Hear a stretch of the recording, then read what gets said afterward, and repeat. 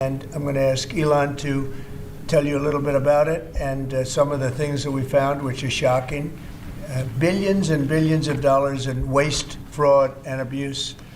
And I think it's very important. And that's one of the reasons I got elected. I said, we're going to do that.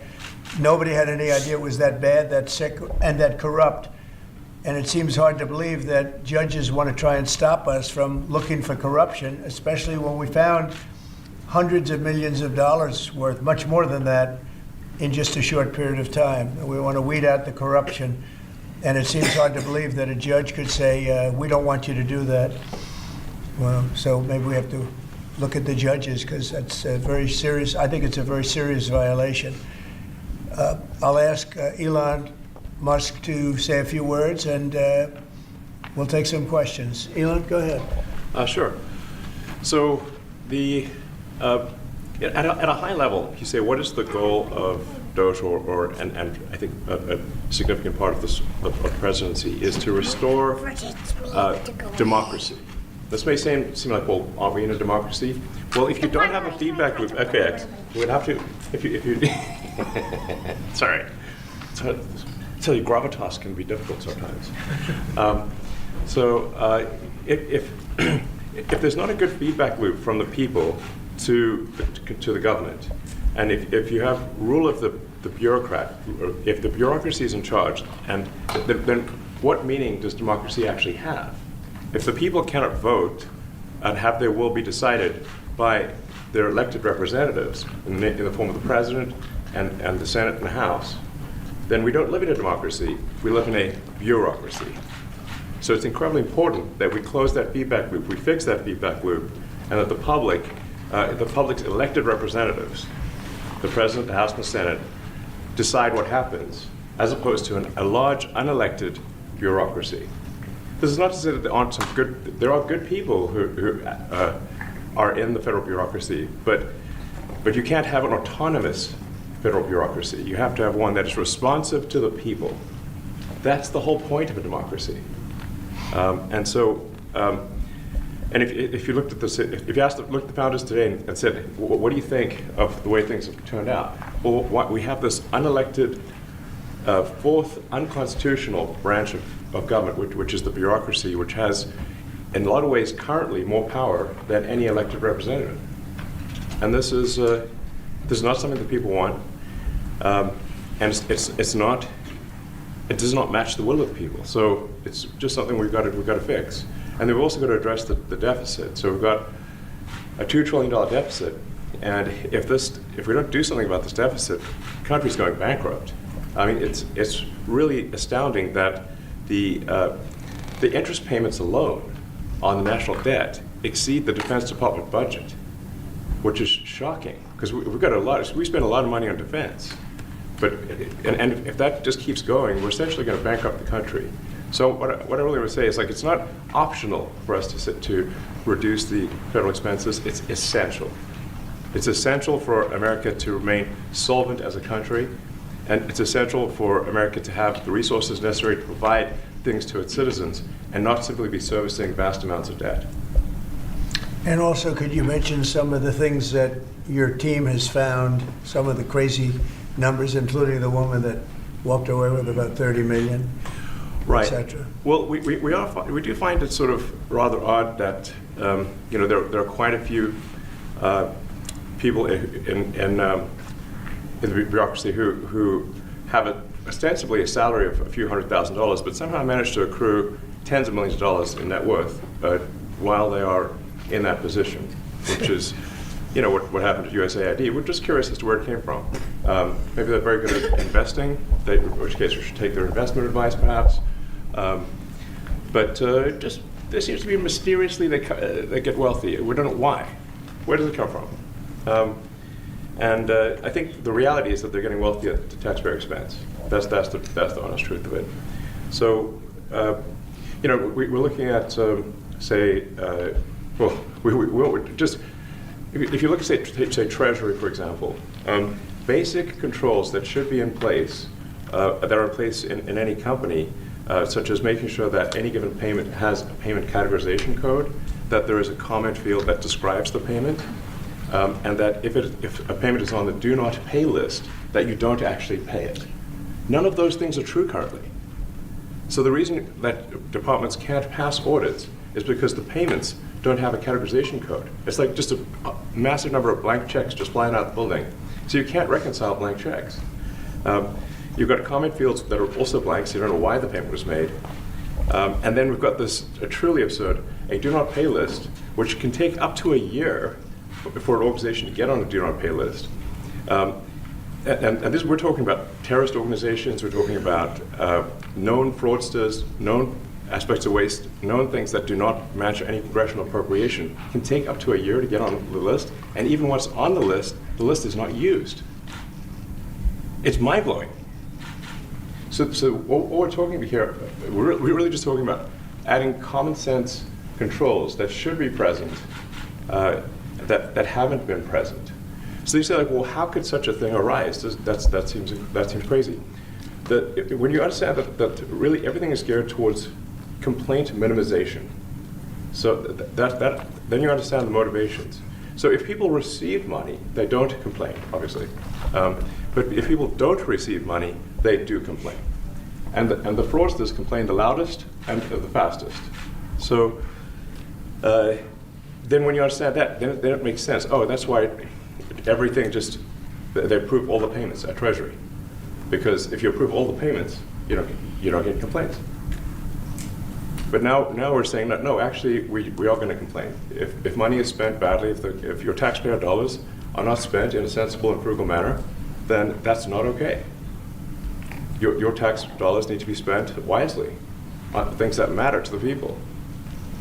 I mean, these things, it's just common sense. It's not draconian or radical, I think. It's really just saying, let's look at each of the expenditures and say, is this actually in the best interest of the people? And if it is, it's approved. If it's not, we should think about it. So, there's crazy things like just cursory examination of Social Security, and we've got people in there that are 150 years old. Now, do you know anyone who's 150? I don't. Okay. They should be on the Guinness Book of World Records. They're missing out. So, that's a case where, I think they're probably dead. It's my guess. Or they should be very famous, one of the two. And then there's a whole bunch of Social Security payments where there's no identifying information. Well, why is there no identifying information? Obviously, we want to make sure that people who deserve to receive Social Security do receive it, and that they receive it quickly and accurately. I'll tell you another crazy thing. So, one of the things is we are trying to sort of right-size the federal bureaucracy, just make sure that this. Obviously, there need to be a lot of people working for the federal government, but not as many as currently. So we're saying, let's, if people can retire, with full benefits and everything, that would be good. They can retire, get their retirement payments, everything. And then we were told, this is actually, I think, a great anecdote, because we're told the most number of people that could retire possibly in a month is 10,000. We're like, well, why is that? Well, because all the retirement paperwork is manual on paper. It's manually calculated, then written down on a piece of paper. Then it goes down a mine. And what do you mean a mine? Yeah, there's a limestone mine where we store all the retirement paperwork. And you look at a picture of this mine. We'll post some pictures afterwards.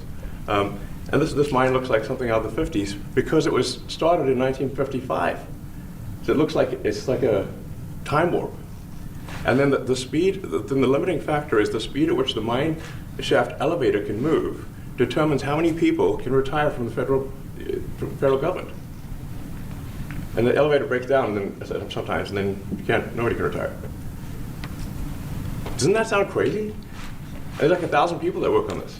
So I think if we can take those people and say, you know what, instead of working in a mine shaft and carrying manila envelopes to boxes in a mine shaft, you could do practically anything else, and you would add to the goods and services of the United States in a more useful way. So anyway, so I think that's an example. At a high level, if you say how do we increase prosperity, is we get people to shift from roles that are low to negative productivity to high productivity roles. And so you increase the total output of goods and services, which means that there's a higher standard of living available for everyone. That's the actual goal. Everyone's very quiet. Your detractors, Mr. Moss, I have to what? including a lot of Democrats, I have detractors? you do, sir, I don't believe it. say that you're orchestrating a hostile takeover of government and doing it in a non-transparent way. What's your response to that criticism? Well, first of all, you couldn't ask for a stronger mandate from the public. The public voted. We have a majority of the public voting for President Trump. Won the House, won the Senate. The people voted for major government reform. There should be no doubt about that. That was on the campaign. The president spoke about that at every rally. The people voted for major government reform, and that's what the people are going to get. They're going to get what they voted for. And a lot of times, people, they don't get what they voted for. But in this presidency, they are going to get what they voted for. And that's what democracy is all about. Mr. Musk, the White House says that you will identify and excuse yourself from any conflicts of interest that you may have. Does that mean that you are, in effect, policing yourself? What are the checks and balances that are in place to ensure that there is accountability and transparency? Well, we actually are trying to be as transparent as possible. In fact, we post our actions to the Doge handle on X and to the Doge website. So all of our actions are maximally transparent. In fact, I don't think there's been, I don't know of a case where an organization has been more transparent than the Doge organization. So, the kind of things we're doing are, I think, very, very simple and basic. They're not, what I mentioned, for example, about Treasury, just making sure that payments that go out, taxpayer money that goes out, is categorized correctly, that the payment is explained, that organizations on the do not pay list, which takes a lot to get there, that actually are not paid, which currently they are paid. These are not individual judgment decisions. These are about simply having sensible checks and balances in the system itself to ensure that taxpayer money is spent well. So it's got nothing to do with, like, say, a contract with some company of mine at all. But if there is a conflict of interest when it comes to you yourself, for instance, you've received billions of dollars in federal contracts, when it comes to the Pentagon, for instance, which the president, I know, has directed you to look into. Yeah. Are you policing yourself in that? Is there any sort of accountability check and balance in place that would provide any transparency for the American people? Well, all of our actions are fully public. So if you see anything, you say, like, wait a second, hey, that seems like maybe that's, that there's a conflict there. It's not like people are going to be shy about saying that. They'll say it immediately. Including you yourself? Yes. But transparency is what builds trust, not simply somebody asserting trust. So not somebody saying they're trustworthy, but transparency, so you can see everything that's going on. And then you can see, am I doing something that benefits one of my companies or not? It's totally obvious. And if we thought that, we would not let him do that segment or look in that area. If we thought there was a lack of transparency or a conflict of interest. And we watch that also. He's a big businessman. He's a successful guy. That's why we want him doing this. We don't want an unsuccessful guy doing this. Now, one thing also that Elon hasn't really mentioned are the groups of people that are getting some of these payments. They're ridiculous. And we're talking about billions of dollars that we've already found. We found fraud and abuse. I would say those two words as opposed to the third word that I usually use, but in this case, fraud and abuse. It's abusive because most of these things are virtually made up, or certainly money shouldn't be sent to them. And you know what I'm talking about. It's crazy. So, but we're talking about tens of billions of dollars that we've already found. And now a judge who's an activist judge wants to try and stop us from doing this. Why? Why would they want to do that? I campaigned on this. I campaigned on the fact that I said government is corrupt. And it is very corrupt. It's very, very, it's also foolish. As an example, a man has a contract for 3 months and the contract ends, but they keep paying him for the next 20 years, because nobody ends a contract. You got a lot of that. You have a contract that's a 3-month contract. Now, normally, if you're in a small, in all fairness, it's the size of this thing is so big. Yeah. But if you have a contract and you're in a regular business, you end the contract in 3 months. You know it's a consultant. Here's a contract for 3 months, but it goes on for 20 years. And the guy doesn't say that he got money for 20 years, you know? They don't say it. They just keep getting checks month after month. And you have various things like that, and even much worse than that, actually, much worse. And I guess you call that incompetence, maybe. Yeah. It could be corruption. It could be deals made on both sides, you know, where the guy gets the money, he kicks. I think there's a lot of kickback here. I see a lot of kickback here. There's a lot of kickbacks. A tremendous kickback, because nobody could be so stupid to give out some of these contracts, Yes. so he has to get a kickback. So that's what I got elected for, that and borders and military and a lot of things, but this is a big part of it. And I hope that the court system is going to allow us to do what we have to do. We got elected to among other things, find all of this fraud, abuse, all of this horrible stuff going on. And we've already found billions of dollars, not like a little bit, billions, many billions of dollars. And when you get down to it, it's going to be probably close to $1 trillion. It could be close to $1 trillion that we're going to find. That will have quite an impact on the budget. Yes. And you'll go to a judge where they handpick a judge, and he has certain leanings. I'm not knocking anybody for that, but he has certain leanings, and he wants us to stop looking. How do you stop looking? I mean, we've already found it. We have a case in New York where a hotel has paid $59 million, $59 million because it's housing migrants, illegal migrants, all illegal, I believe. And they were being paid twice the normal room rate at Yeah. 100% occupancy. Unbelievable. So it's a racket. Yeah. Mr. Moss, can I ask a question? You Well, said on- if I may sort of just going for the President's comments, at a high level, you say, well, what are the two ingredients that are really necessary in order to cut the budget deficit in half from $2 trillion to $1 trillion? And it's really two things: competence and caring. And if you add competence and caring, you'll cut the budget deficit in half. And I fully expect to be scrutinized and get a daily proctology exam, basically. Might as well just camp out there. So it's not like I think I can get away with something. I'll be scrutinized nonstop. But with support of the president, we can cut the budget deficit in half from $2 trillion to $1, and then with deregulation, because there's a lot of sort of regulations that don't ultimately serve the public good. We need to free the builders of America to build.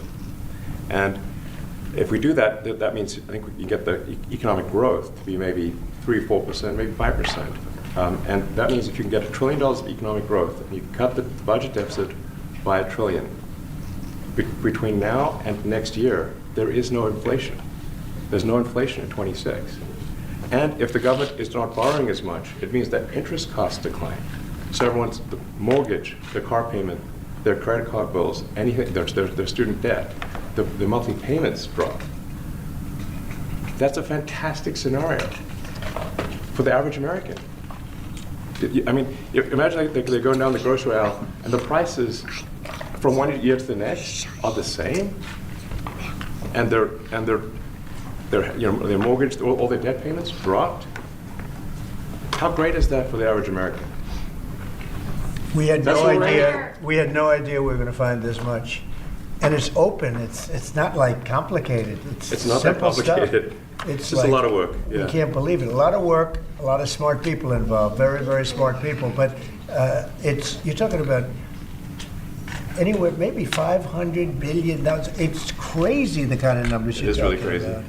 You know, normally when you're looking at something, you'll find you're looking for 1 out of 100. Here, you're almost reversing it. You look for one that's good, Yeah. and you can look at the title, and you say, why are we doing this? Why are we doing that? And the public gets it. You know, the public gets it. You've seen the polls. The public is saying, why are we paying all this money? This for years, this has gone on. Mr. Moss, President you Trump, said on- the Senator- Yeah, go ahead. Wait, go ahead. Senator Rand Paul today said that Doge cuts will ultimately need a vote in Congress. Do you agree with that? Is that the plan? I really don't know. I know this. We're finding tremendous fraud and tremendous abuse. If I need a vote of Congress to find fraud and abuse, it's fine with me. I think we'll get the vote, although there'll be some people that wouldn't vote. And how could a judge want to hold us back from finding all of this fraud and finding all of this incompetence? Why would that happen? Why would even Congress want to do that? Now, Congress, if we do need a vote, I think we'd get a very easy vote because we have a track record now. We've already found billions of dollars of abuse, incompetence, and corruption. A lot of corruption. If a judge does block one of your policies, part of your agenda, will you abide by that ruling? Will you comply Well, I with that always order? abide by the courts, and then I'll have to appeal it. But then what he's done is he's slowed down the momentum. And it gives crooked people more time to cover up the books. You know, if a person's crooked and they get caught, other people see that, and all of a sudden it becomes harder later on. So, yeah, the answer is I always abide by the courts, always abide by them, and will appeal. But appeals take a long time, and I would hope that a judge, if you go into a judge and you show him, here's a corrupt situation, we have a check to be sent, but we found it to be corrupt. Do you want us to send this corrupt check to a person, or do you want us not to give it and give it back to the taxpayer? I would hope a judge would say, don't send it, give it back to the taxpayer. Yeah, if I can add to that, what we're finding is that a bunch of the fraud is not even going to Americans. So I think we can all agree that if there's going to be a fraud, it should at least go to Americans. But a bunch of the fraud rings that are operating in the United States and taking advantage of the federal government, especially in the entitlements programs, are actually foreign fraud rings. They're operating in other countries and actually exporting money to other countries. We should stop that. Mr. Musk, And this is big numbers. Talk about $100 to $200 billion a year. Sure. Serious money. Mr. Musk, you said on X that an example of the fraud that you have cited was $50 million of condoms was sent to Gaza. But after fact-check this, it apparently Gaza in Mozambique, and the program was to protect them against HIV. So can you correct the statements? It wasn't sent to Hamas, actually. It was sent to Mozambique, which makes sense why condoms was sent there. Yeah. And how can we make sure that all the statements that you said were correct, so we can trust what you say? Well, first of all, some of the things that I say will be incorrect and should be corrected. So nobody's going to bat 1,000. I mean, we will make mistakes, but we'll act quickly to correct any mistakes. I'm not sure we should be sending $50 million worth of condoms to anywhere, frankly. I'm not sure that's something Americans would be really excited about. And that is really an enormous number of condoms, if you think about it. If it went to Mozambique instead of Gaza, I'm like, okay, that's not as bad, but still, why are we doing that? Mr. Musk, can you talk a little bit about how closely you're working with agency heads as you're directing these cuts? Do they have how much input do agency heads have when you're making these decisions? Yeah, we work closely with the agency heads, there are sort of checks in place. So it's not just us just going in and doing things willy-nilly. It's in partnership with the agency heads, and I check frequently with the president to make sure that this is what the president wants to have happen.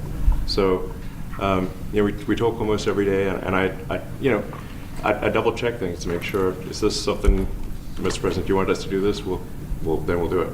USAID has been one of your main targets. Are you concerned at all that some of the cuts or that shutting that agency altogether may lead to diseases or other bigger problems starting in other countries that then come to the United States? Yeah, so that's an interesting example. So that's something where we work closely with the State Department and Secretary Rubio. And we have, for example, turned on funding for Ebola prevention and for HIV prevention. You left that, you said? Yes, correct. And we are moving fast, so we will make mistakes, but we'll also fix the mistakes very quickly. Do you see it as a worthy cause, USAID?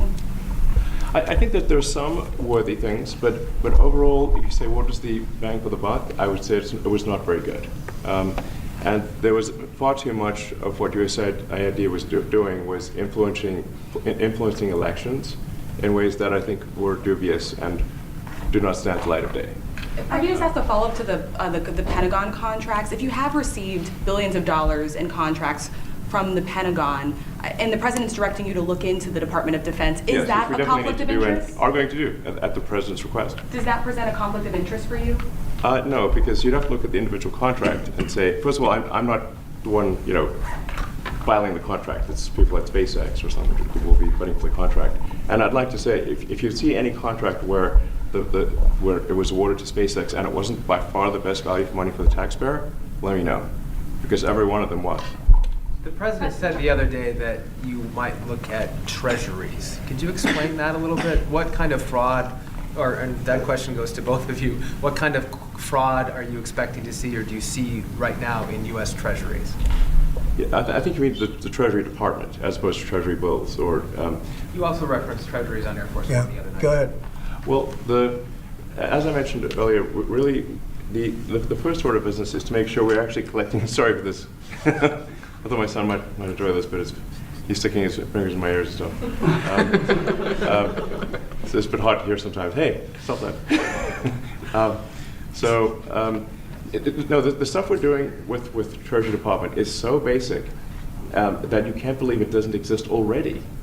So for example, like I mentioned, just making sure that when a payment goes out, it has to have a payment categorization code. It's like, what type of payment is this? You can't just leave the field blank. Currently, many payments, the field is left blank.